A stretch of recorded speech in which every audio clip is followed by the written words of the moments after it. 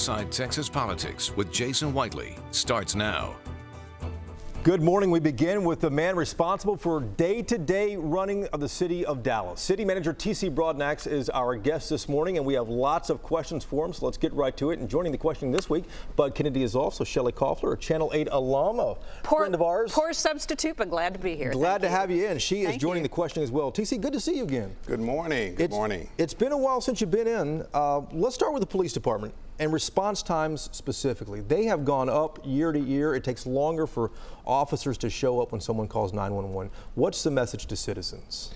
One is that continue to call and we will continue to come. We're working through some of our attrition issues, but the chief and her team are trying to figure out daily, actually, trying to figure out how we get more people in vehicles to get out and respond to you. And I'd say if in fact you do not need a police officer, find the alternative number to call and we'll find some way to help you out. We have a lot of people calling 911 in some cases that may not actually need a 911 response. And so we're trying to better educate, trying to work with the community, but also trying to make sure that we can be as responsive as we can with the staffing that we have. Getting more badges in cars is also something you're talking about, something the chief is talking about too. Getting more police officers out in cars, but aren't you taking away, or isn't she taking away from the detective roles where they could be investigating other crimes? Isn't there a cost benefit here on this? Well, there is, but I don't think she's specifically doing that, particularly at a point where it's going to somehow reduce the level of service that we're having in our detective ranks. We're obviously trying to get more people out on the street and taking them from behind desks and putting them in situations where they can respond to calls. But she's balancing that, and obviously given the challenges with some of the officers leaving as well as some of our efforts in recruitment, that we've got to find all ways to try to address that. But she's doing the best she can. I think the team and her troops are really rallying around her to find ways to get to be more responsive. TC, let me ask you one other thing on that topic real quick. Police Chief Renee Hall was in the news herself recently, made some news in D Magazine. She was your first big hire. How would you rate her job performance so far? I think she's doing an outstanding job, particularly for the things that I hired her to do. Can't speak to people's perception of how they feel about some of the news that has been coming out related to her and or her responses to them. I'll let her speak to those things, but quite honestly, I'm satisfied. She's got my support, and I'm looking forward to her having a long career in the city. Just a real quick follow on the police numbers. For example, you mentioned recruitment. I think cities across the state, across the country are having difficulty recruiting. So number one, what are you doing to attract more people to the job? And then number two, I've seen some FBI numbers that indicate the ratio of officers to citizens in many cities in Texas is below the national average. How are we doing here? We're definitely tracking and trending consistent with a lot of other police forces in the country as well as the state. On the ratio, you mean? On the ratio, yeah. We are also hiring from the same pool. So we all have the same challenges. I had them when I was in Tacoma. We had them when we were in San Antonio. So nothing's changed. I think the tenor and tone of how policing throughout the country is as it relates to the engagement levels and the things going on more nationally may be affecting the attractiveness of the job, but we're doing things differently these days. We're actually, in some cases, going out of state and going off site, actually taking our whole recruitment team and doing testing in other locations on the spot to find ways to minimize the delays while we have the interest as it relates to working for the city of Dallas. We're also looking at and exploring different opportunities to provide some types of incentives as it relates to officers joining our force. We're looking at all of our various processes. Maybe a little higher pay or something like that. We're talking about pay, obviously. We're talking about things specific to how they go through the pay scales, and just really looking at ways that we can keep people on our force and make them interested in policing in the city of Dallas. Voters, let's switch off police. We've talked a lot about police here too. I want to talk to you about another complaint that you guys get probably at City Hall all the time. Bad streets. That's the one thing as a resident of Dallas I can't stand. But voters passed the bond package. You guys are getting to work on improving streets. Historically though, the city has not enforced utilities and contractors when they come in and tear up the streets after they do a project. So what's being done in that department to make sure Atmos, to make sure a new developer fixes the street the way it was so we don't end up in the same problem that we're in right now? And so that would be our street restoration program. And we have one. We are actually in the middle of looking at that to figure out how we can enhance that. Matter of fact, probably in a week or so, I plan to spend some time with my team talking about how we go about compliance and accountability in regards to that. And so one of the things we've got to do is put our contractors on notice. As I ride around the city, quite honestly, I see things when it comes to traffic interference, whether it's cones and other types of things, and or the things they put in place when they're doing construction. Is the city going to do that? Put these contractors, put these utilities on notice to fix the streets, leave them the way you found them? Definitely, definitely. One, it should be happening now, but when it does not happen and we see it out in the street, there needs to be some consequence for them not doing the things that they need to do. I want to ask about something that we're watching in Fort Worth. We're watching Dallas, and that is this bike sharing thing you've got going. We can't understand, many of us, why you don't have dockable bikes so that they wouldn't end up in the streets and the medians and people's yards. Have you considered going to a dockable bike program like we have in Fort Worth, like the B-Cycle program, as opposed to having this sort of free-ranging system? And if not, why? I think the history of this city, I think we've looked at bikes in docks. I think at the time we looked at it, and even during this whole transition to this new approach of dockless bikes, we've talked about it. I think the price range and tag for the city would probably be from $3 to $5 million of an investment to have that work. That's what we would have to spend to assist and provide that type of guidance. But how much does it cost to clean, to require that they be picked up and put away, maybe to avoid accidents? Right now there is no expense to the city under the new ordinance that was just adopted to permit the dockless bikes. That was just last week. Quite a big discussion based on some of that community concern. There will be penalties, there will be a process for notification, and some assurances from the companies that they'll get out there and pick up their bikes. There will be things put into their applications that advise citizens who use the bikes of the proper way to park them, where to not park them. We're creating some zones for them to be in. We're hopeful it's getting better. Right now, we know it's gotten better from when they first were introduced, but it's something we'll continue to look at. There are systems out there that may not require us to pay dollars to have them docked, and we're exploring all, and it's an open and free market at this point. TC, final moments here too. Last 10 seconds. What's on your to-do list you haven't gotten to yet for 2018? Well, one, we've got a project called Dallas Goals for Dallas 2030 that will be a community-wide vision, 10-year strategic plan that we'll be working on for the next 12 months. We just completed our housing program or housing policy. We'll be moving into an economic development strategy and creating a mobility master plan to help guide the construction and transportation projects in our city. TC Broadnax, Dallas City Manager, thanks for coming in this morning. Thank you. Thank you. Enjoy being here.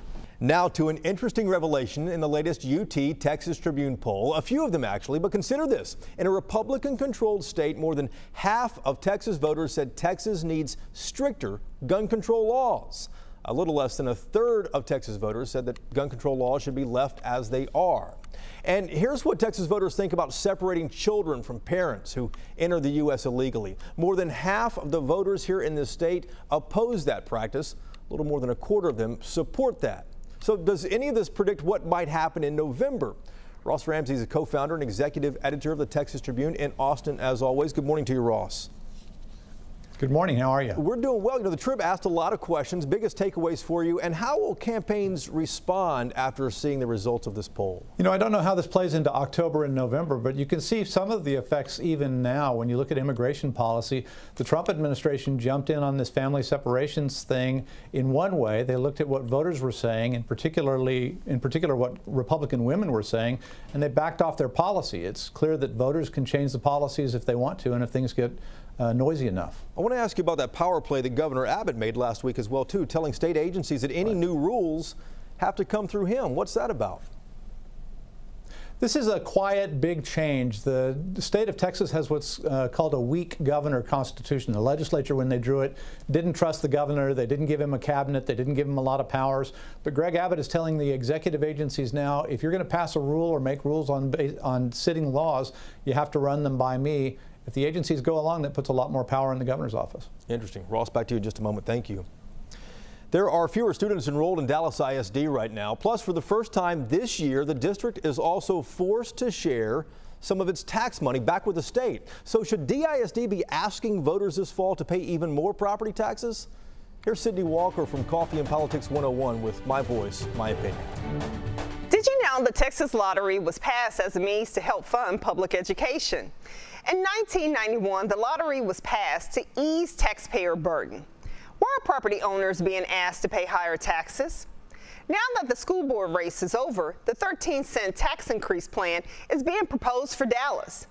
DISD continues to lose students, and this additional tax increase could cause the district to pay money to the state. I'm for funding our student educational needs, but where's the plan to increase student enrollment to lessen our tax burden to the state? When you're asked to vote for the TRE, make sure you ask, what is the plan to keep taxes from being raised again if enrollment increases or we lose more students? I'm Sydney Walker, and this is My Voice, My Opinion. It shocked Democrats and excited Republicans how the Supreme Court and direction of the country might change with Anthony Kennedy's replacement in the Supreme Court. And a fair question in Flashpoint: should the Senate wait until after the November election to consider a replacement for the justice? Mark and Domingo start there when Inside Texas Politics returns in 3 minutes. Summertime in Texas is the best time to shop for your new furniture. Stay cool indoors and design your new living room, dining room, or bedroom at Stacy's. Our Super Summer Sale is going on now, and the holidays will be here before you know it. Remember, if you're shopping with Stacy's, you're shopping with family. What about him? I know. Let's do it. These winding roads will lead me home. To you I'll go on. This summer, add a new member to the family at the Mercedes-Benz Summer Event. Lease the GLC 300 for $429 a month at your local Mercedes-Benz dealer. Mercedes-Benz, the best or nothing. Come celebrate the savings during the 72-hour Savings Spectacular at Conn's Home Plus. Big deals in every department, plus incredible bonus offers like free matching furniture pieces when you buy the set. Items valued at up to $500, yours free. And for low monthly payments, go to Cons.com to apply and get approved for your Yes Money financing. You've got 72 hours to save this weekend at Conn's Home Plus. You want a better life and our best price. You deserve it at Conn's. Hail forms when updrafts carry water droplets above the freezing line and back down to melt. This process repeats itself until the hailstone becomes too heavy and falls to earth. The more you know about the weather, the better. WFAA Weather Minds, sponsored by TXU Energy. TXU Energy free nights and solar days. It's two great things. The solar part's better. Beg to differ. Free nights is better. Burn. Okay, guys, settle down. You can't burn the sun. Free nights and solar days only from TXU Energy. Says the big ball of gas. It's the 4th of July sale at Mattress Firm, and we brought back our best offer. Right now, get a free adjustable base with your mattress purchase. Up to a $699 value, free. Plus, all of our beds are on sale. With mattresses starting at just $9 a month. Our lowest payments ever with 0% interest for 72 months. Pay as little as $9 a month and get a free adjustable base. Hurry in, last time we sold out. Your budget stretches further at Mattress Firm. So you guys have recently started dating? Yes. Cool. I want to show you guys 3 Chevy SUVs. The first one is called the Trax. Great for when you move in together. And this is the Chevy Equinox. Perfect for when you 2 have your first kid. Give me some time. Okay. This is the Traverse. For when you have your 5 kids, 2 dogs, and 1 cat. Whoa. 5? Qualified lessees in Texas can get this 2018 Chevy Equinox for around $249 a month. Chevy drives Texas. Find new roads. You need a great way to beat the summer heat? It's the best time to shop for new furniture at Stacy's. Our Super Summer Sale is going on now, and the holidays, they'll be here before you know it. Shop Grapevine, Allen, or Plano today, and remember, if you're not shopping with the Stacy family, you're burning money. Conservatives have long waited for this moment, a chance to make lasting change on the Supreme Court. On the other hand, though, Democrats worry that years of protections for minorities and some of the country's most vulnerable they could get overturned. What is realistic, though? Byron Henry is a Dallas attorney, a constitutional scholar, and he is in studio with us. Good to see you, man. Good to be with you. Let's talk about some of the things I've been reading online. I've already seen predictions that everyone worries that Roe v. Wade will be overturned in perhaps 18 months from now. Is that realistic? Well, on the left, they're saying, of course, abortion is in the balance with this choice. And on the right, they're saying that the left has been saying this for 40 years and it's never happened. So even when there's been a majority of conservative justices on the Supreme Court. So that's going to be a political battle. But the bottom line is that the last time Roe v. Wade came up for a vote in 1992, it was a 5-4 decision. So it's not. I don't think it's exaggeration by either side that it's a close call every time it comes up. Well, let me ask you that. With a solid conservative majority, if this next justice is that solid conservative, are any historic cases in jeopardy? Well, whether or not they're in jeopardy depends on whether the court believes that all the factors are there to overrule precedent, like they did recently in the Abood case where they struck down the union dues, which was a 40-year-old precedent. That was last week. That's right. And Chief Justice Roberts has generally been one of those who is reluctant to overrule standing precedent. Even though he joined the majority in that case, it's rare. So most people think that with Kennedy leaving, Chief Justice Roberts will become the middle of the court, and you're going to have to convince him to overrule precedent before it's going to get done. Well, I want to ask you about that. Chief Justice John Roberts sided with the liberals, the Democrats, in Obamacare. Neil Gorsuch just sided with the liberals last week in the deportation cases. Who's a swing vote now, or are these just isolated cases? Do you think Roberts is a swing vote? Well, as Justice Kennedy used to say, he's not a swing justice. The cases are the swing. In other words, each case to Justice Kennedy was specific on its facts. But if you're looking for a swing justice, I'm not sure there's going to be one. There's going to be 5 conservatives and 5 avowedly more liberal, different view of the Constitution. But I do believe there's going to be a median justice, and that justice probably is going to be Chief Justice John Roberts, which is going to be the focus of if the right overreaches to overrule precedent or ask for more extreme interpretations or more cramped interpretations in some cases of the Constitution. I think he's the justice that most of the focus is going to be on. He might be the roadblock. Yes. Before we came on, we talked briefly about who might be in line. Don Willett, former Supreme Court Justice, now on the 5th Circuit. His name was kind of out there too. Who do you think has the good shot right now? Well, former Supreme Court Justice Don Willett, now on the 5th Circuit, certainly just went through confirmation, so he's already been through confirmation. He only received 51 votes, but he's obviously a top choice, and he's got the unique feature of being kind of a man of the people. He's got a huge following both in and out. I mean, how many circuit court judges have hundreds of thousands of Twitter followers? But once you move off Justice Willett, you've got a host of young judges that have recently been confirmed, a few of whom received Democratic votes. And remember, there's about 7 or 8 Democratic senators up for re-election in November that come from red states or Donald Trump states. So I believe that he should focus on someone who's already been through Senate confirmation, been vetted, and maybe even picked up a few Democratic votes in the process. And we'll likely see a name before too long, I presume. Yes. We'll come back and check with you on that too. Thank you so much, Byron. Appreciate it. My pleasure. Now to the political fight in all of this. A fair question, really. Should the Senate wait until after the November election to consider a replacement for Justice Kennedy? Democrats hope to retake control of that chamber by then. From the right, Mark Davis of 660 AM The Answer, and from the left, former state rep Domingo Garcia. Thank you, Jason. It's summer in Texas, so you know it's going to be hot, and the politics are going to be hotter. Justice Kennedy resigned from the Supreme Court this week. That means that President Trump will have an opportunity to appoint a new Supreme Court justice. As for those of you who don't know, the Supreme Court is the 3rd branch of government. And things like Brown versus Topeka that outlawed segregation and segregated schools decided by the Supreme Court, not by Congress. Wade versus Roe, Doe versus Wade, allows for women to have abortions, decided by the Supreme Court, not by Congress. And other issues are coming up that are going to be very important. And last time, President Obama had an opportunity to appoint a Supreme Court justice, but Republicans say, wait till after November, let the people decide. Why can't we do it this year? Let's wait till after November and see what the people decide about the Supreme Court justice. You'd love that. And I would just about take that bargain. The difference is that was a presidential election and this is not.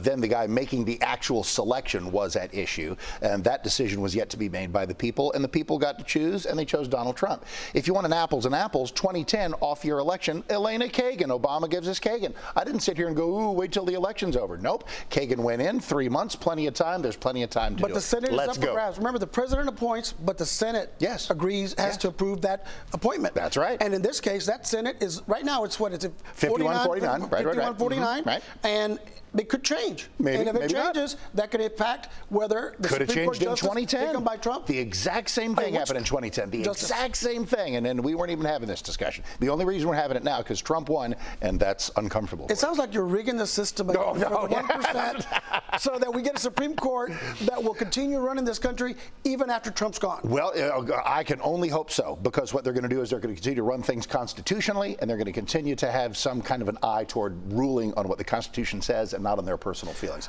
From the right, Mark Davis, 660 AM, The Answer. The Muslim ban was terrible. From the left, Domingo Garcia. Medical cannabis. Texas Republicans now have it in their platform. What that might mean in the next legislative session. A question we will ask next on Reporters Roundtable.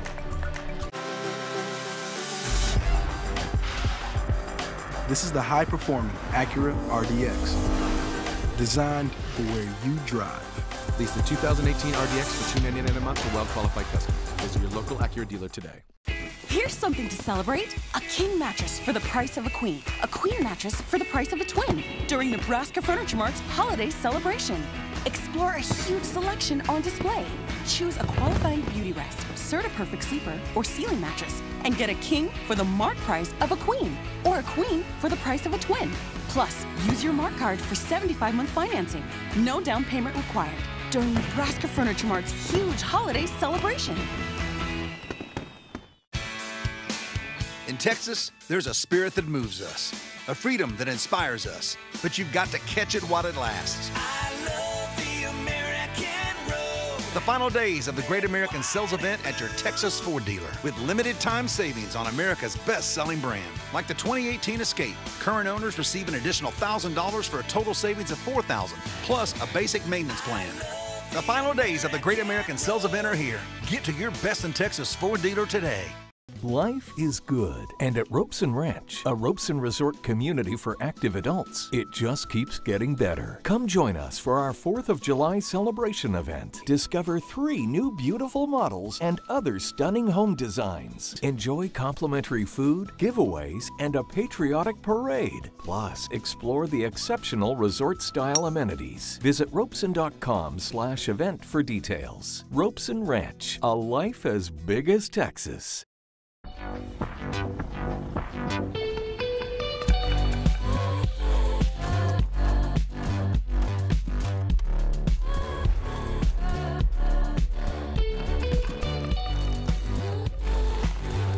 Introducing the all-new Volkswagen Jetta with 40 highway MPG and America's best bumper-to-bumper limited warranty. Hurry in this 4th of July and get 1.9% APR for 60 months on new Jetta models. Release this Jetta S for $179 a month. Being a well-mannered lady starts with a few essentials. Always maintain a tidy appearance with well-kept hair. Be a good listener. A quiet, courteous disposition is sure to make you many friends. Never stay out past 10 o'clock. And like Mother always said, patience is a virtue. As a well-mannered lady, you'll be well on your way to lifelong happiness.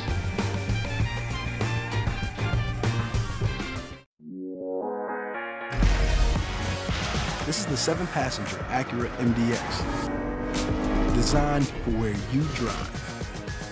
Lease the 2018 MDX for $419 a month for well-qualified customers. Visit your Acura dealer today. This is Inside Texas Politics with Jason Whiteley on WFAA. Time now for Reporters Roundtable to put the headlines in perspective each week. Bud and Shelley are back with us, and Bernadine Steptoe, Channel 8's political producer, is here each week as well. We'll also start with you and return to that UT Texas Tribune poll showing that Beto O'Rourke, Ted Cruz, that race is now 5 points apart. Should the Cruz camp be concerned right now? It still is early. Well, I'd be concerned if it was a 5-point race. I'd be more concerned about the money right now because Beto O'Rourke has been raising money as quickly as Ted Cruz. This poll is early, and we don't know who the likely voters are yet. This is a pool of registered voters, only about a third of whom will vote in November. So I would say it's a warning signal, but it's not necessarily a panic signal. Shelley, you spoke to Beto the other day. I did. We had the Star-Telegram had about a 30-minute Facebook Live interview with him, and what I would say is that, you know, he has a sort of fresh fresh-faced enthusiasm that's very interesting. He doesn't talk about Cruz much. He hardly ever mentions Cruz unless you really prod him to do so. Cruz used to be the same way with him. He didn't talk about him, but what I noticed during the GOP state convention is Cruz mentioned him 2 or 3 times. He's starting to go after him a little bit on Facebook. I think he takes him seriously now as a competitor. That's interesting, Bernadine. Well, what bothers me about Beto is the fact that his people still don't know a lot about him, and he has roamed the entire state. So as far as Cruz is concerned, just keep doing what he's doing, but he does need to worry about the money, because Beto, while a lot of people don't know who he is still, he is doing well for a newcomer in terms of running statewide. You know, on the money issue, I would just add, I think the Club for Growth, which wasn't going to spend a lot of money on Cruz this time, they thought he had a sort of an easy road ahead of him. They've now decided to kick in and contribute to his campaign. Well, I think that Cruz will get a lot more money the closer we get to the race. I don't think money will be a concern for him as we get closer to the actual election. Let's shift off to the Trump effect on Texas Republicans. We've seen a lot in the last week. We see a lot every week in politics these days. Ross, let me ask you this too. Are Texas Republicans this week running away from the president or towards him? They're running toward the president. 88% approval of the president's job so far, according to the latest University of Texas Tribune poll. That's why you see so many Texas politicians who might be uncomfortable with Trump, making sure there's no daylight between them and Trump. They know where their voters are. Shelley, let me ask you about the Republican Party of Texas. It just added at a state convention medical cannabis to its platform. This is a big change. What happened politically, and what will we see in the next legislative session come January? Well, you know, this has been out there percolating for a while. In fact, in previous GOP state conventions, it's come up. There is, in all of the polls, the Tribune poll included, there is support for medical marijuana expansion. I think that state Republicans have been reluctant to do that, but Stephanie Click from Fort Worth, she's a state representative, conservative Republican from that community. She had the bill the last time that provided some medical marijuana relief. She's talking about expanding it this time. I think that the nature of what she will recommend is more research so that she can make the case that medical marijuana at the very least should be expanded. I think recreational marijuana is a tougher sell. Still probably likely a ways off. Thank you guys very much. Ross, Shelley, and Bernadine, thanks so much. And thank you for watching as well. ABC's This Week starts in just a moment here on Channel 8. We'll see you next Sunday. Hope you have a good week.